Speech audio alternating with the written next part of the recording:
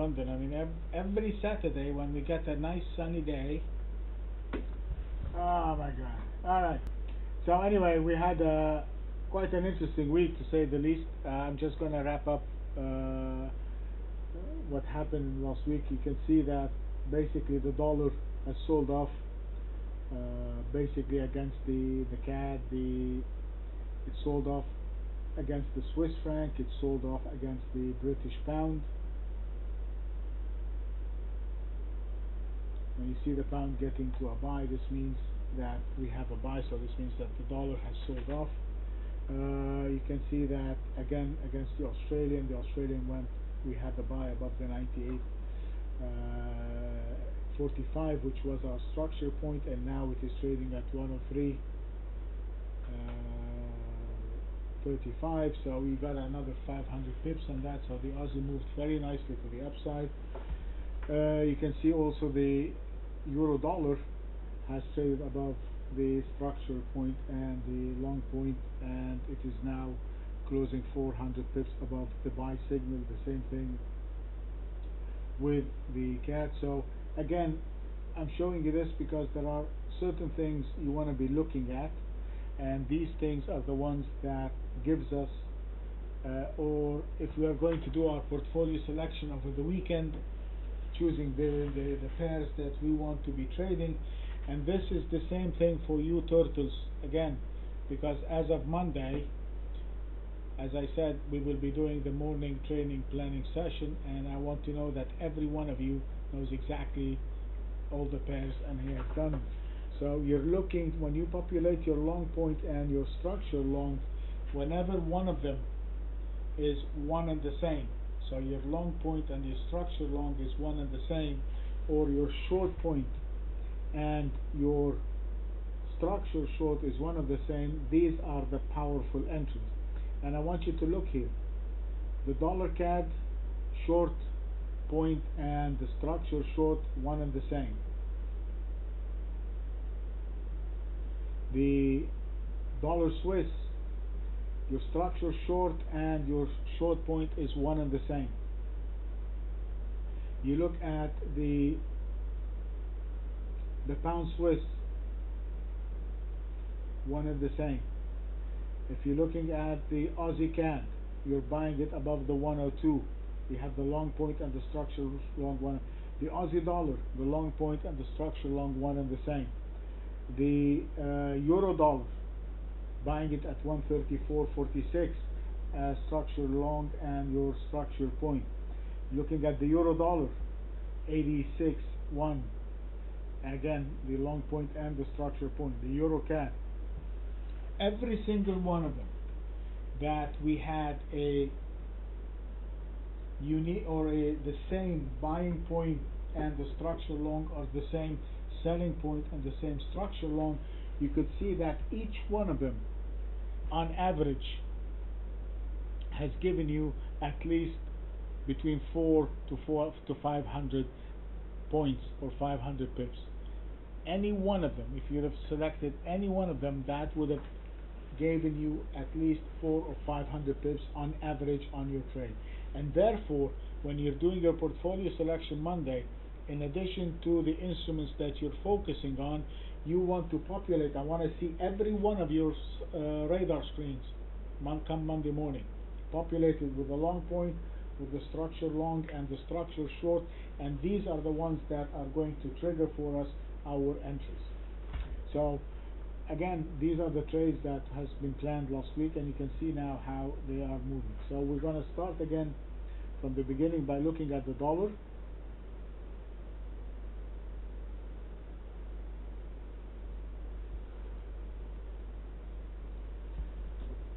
And the dollar now, I want you to has came back quite a move from around the 80 basis point. It came back to close the week at 76.90,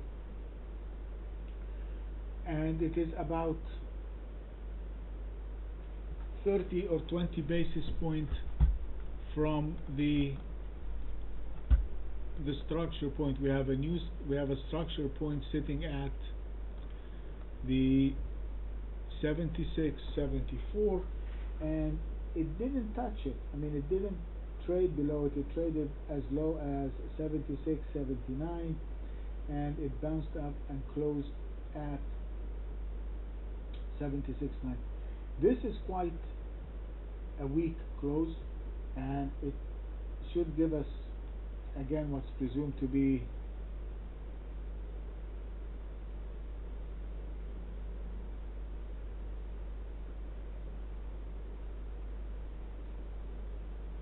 a move to the downside.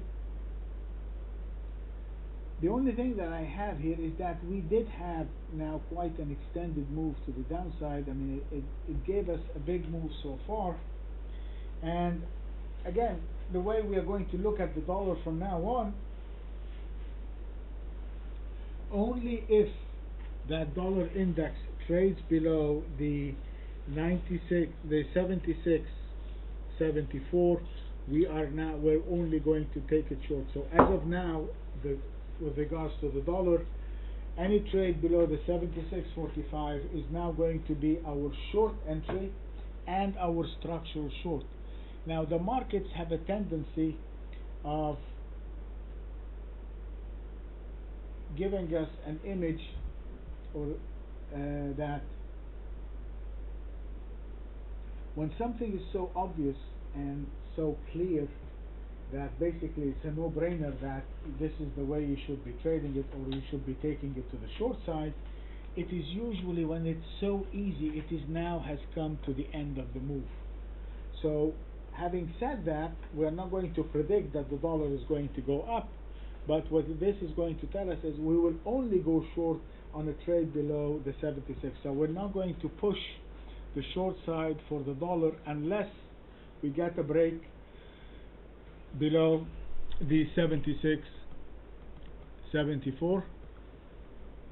If I get a break below the 76.74, this is where I am going to take it to the short side. Until then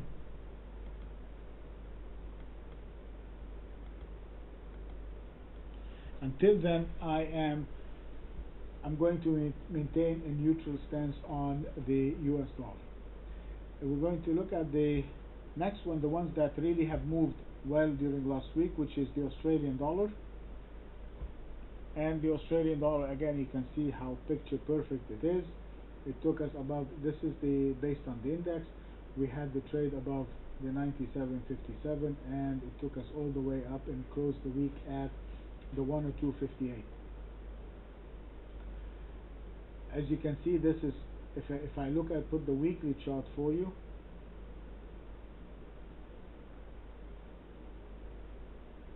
you can see now that we have quite a big range for the week, and it did come back above the 101.64 based on the index, and we closed about 100 pips above the index, but it is quite a very big range.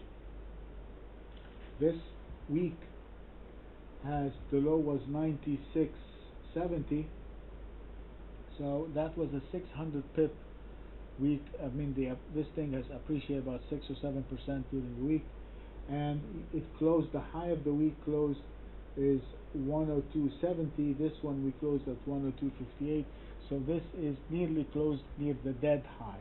So we are not, and I say not, we are not going to buy the Australian dollar unless it trades above the high of the week. And we are going to be looking for a short entry for the Aussie, probably when it fails and it comes below the 101.64. So we are about 60 pips from our entry to the short side, and we are going to go long 20 pips from the high. And you can see now this is quite a very strong move to the upside, so it should mean that we should expect some sort of a pause. If you look at the euro dollar, pretty much the same. You can see it came back and it's traded above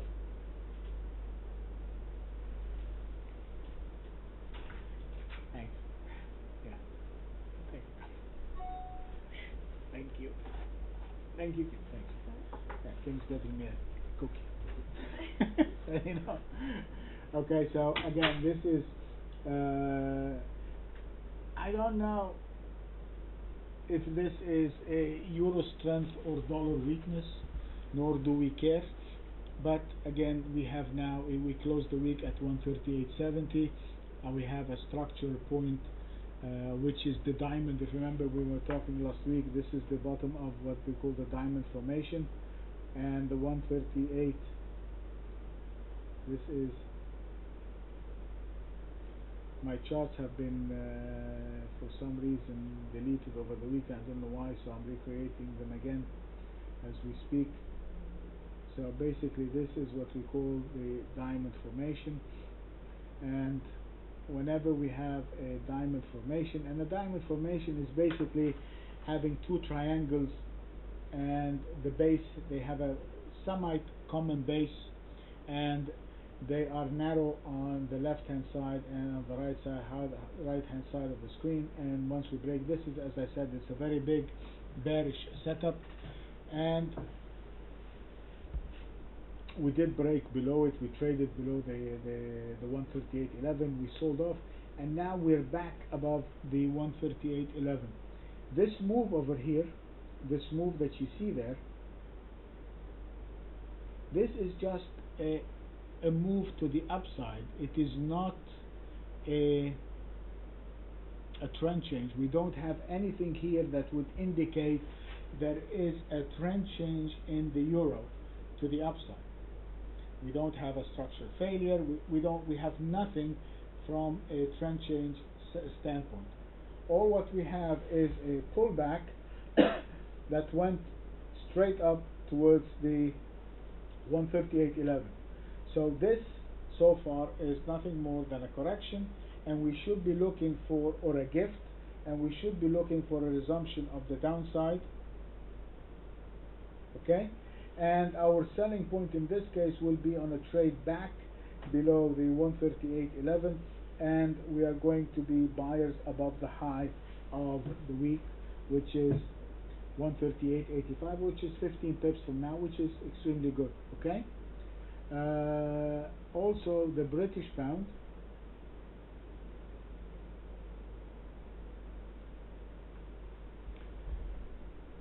pretty much the same.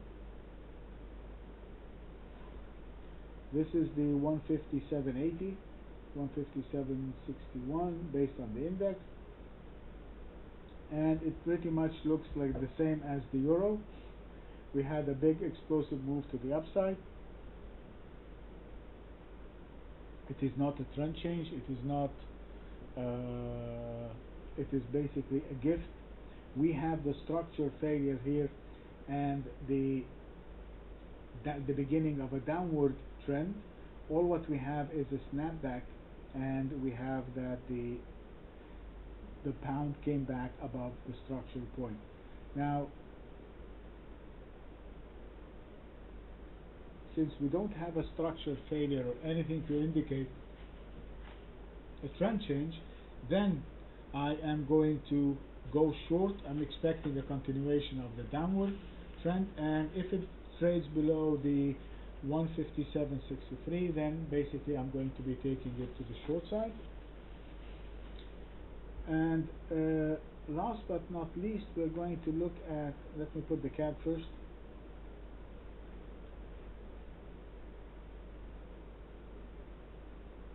The CAD, as you see here, this is our, right there, this that we have right here, this point over here, this was our structure failure. That was the beginning of a downward trend in the Canadian dollar. Okay? That structure failure over here, which is the 99.60, is also that momentum high that we have over here on the chart, and it was tested several times in this area, which makes it a very significant price zone.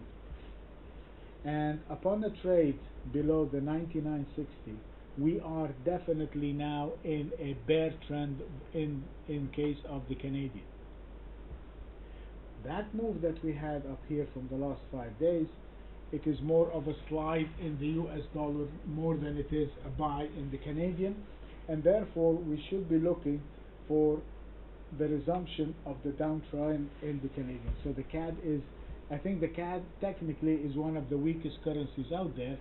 It is, I mean, it is the one that has given us a structural failure and is still in that downtrend. We don't have any buy signal in anything in the CAD, so we should be short the Canadian. Last but not least, and this is the interesting one, it is the Japanese yen. And we were talking about the diamond formation, and you can see it a little bit better over here. You can, if you assume that this is half the, if I put a line here just for you to see, if I'm assuming that this is half the center, you can see if I can draw a triangle like this,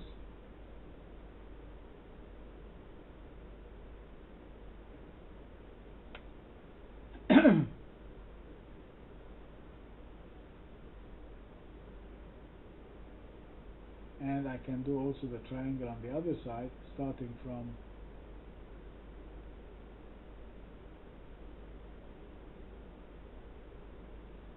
okay. And what you can see on the right hand side of the screen, that we already broke below to the downside, and if I put on the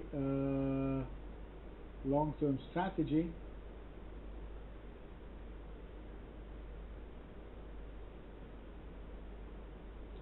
you can see right there that we are already have been triggered a sell signal. This is this arrow right there. This is the, as you can see, we're short as of 122 123.93, 129, I'm sorry, 39. So we are already short. We had taken the first break, and right now we, as long as we're still below the 129.85, that is would be the beginning of the break in the Japanese yen. And if that break continues to the downside, we should be getting a very explosive move to the downside. So our first and the biggest candidate for a short sell in this case is now the Japanese yen upon its break of the 129.85, and we are basically short of yen. Okay, so in order to wrap them up and decide which ones we are going to be buying or selling, the first one we're going to be looking at, so if I put the chart for the dollar here,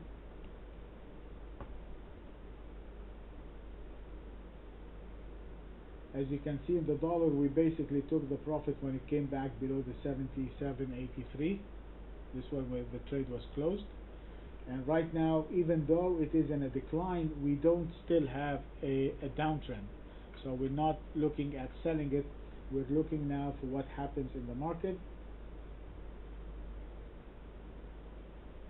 So if I'm going to put this chart, yes, this now I see that the dollar is weak, but it hasn't broken through a structural point. It hasn't given me a trend change, so it could be bottoming right now. So I'm going, and it might give me a snapback. So the way we're going to do that, I'm going to say we are basically neutral the dollar.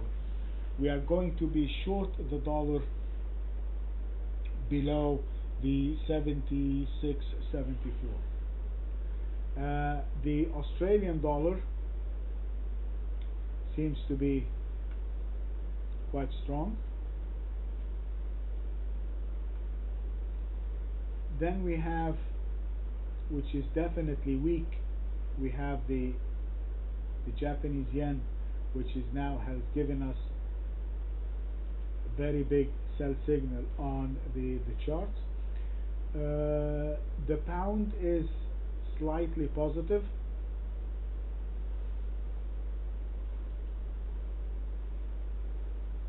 The same thing with the euro, slightly positive. We also have the Canadian, which is actually also weak. So if I'm going to be looking at doing anything right now, I can be looking at maybe buying the dollar yen. I might be buying the dollar CAD. I'm going to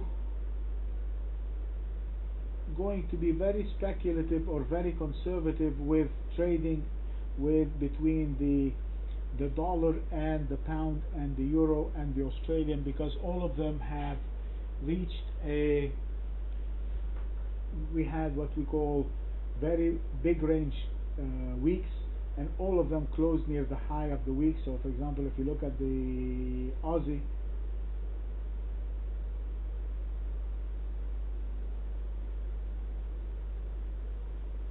you can see that here in the Aussie got close about 8 or 10 days to the upside, and if you look at the weekly chart, we closed that high on the week. So yes, I'm not going to fight it. If it continues to go up, I'm going to be a buyer, but I'm going to be very careful about my entry. So I'm going to be a little bit more conservative when it comes to the dollar versus the Australian. Okay, and again, I'm going to be secondarily conservative between the dollar and the pound and the euro. I want continuation to the upside before I say, okay, I'm going to go short, I'm going to go long the pound dollar, I'm going to go long the euro dollar, or I'm going to go long the Aussie dollar. I'm looking for continuation before I begin to actually buy them. But in the same sense, I can go long the Aussie yen, I can go long the Aussie CAD, I can also go long the pound CAD, and I can go long the euro CAD, and I can go short, because if the Aussie is strong, I can go long the Aussie, short the pound, or long the Aussie, short the euro. So basically the way we just to wrap, I'm going to go long the dollar yen, I can go long the dollar CAD, and I can go long the Aussie pound, or the Aussie, the pound Aussie, or the euro Aussie, or I can go long the Aussie yen. Okay, and I might look at the Aussie CAD if I want. Okay, so these are basically the pairs for this week, and let me save the recording, and then we're going to do them one by one. So while I'm saving the recording,